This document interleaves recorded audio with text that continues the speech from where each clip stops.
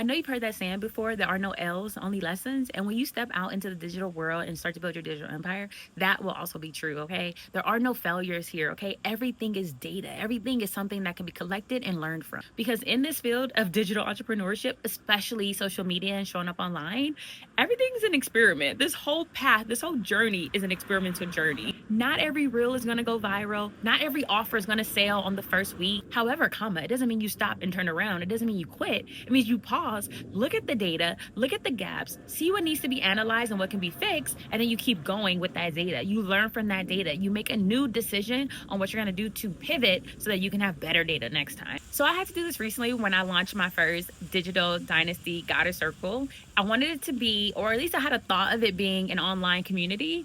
But then as I launched again, there were still crickets. And I was like, you know what? This is not aligned with me either. What I actually want is for people to be able to download this 21-day system on their own, where I don't have to be as visible. Yes, I'm available through emails, but I don't have to show up online so consistently. That is not what I'm trying to build right now. And so the more that I launch and gather that data, the more I am learning and actually been given permission to lead with my heart on what I actually want to do and not just doing what seems convenient at the moment.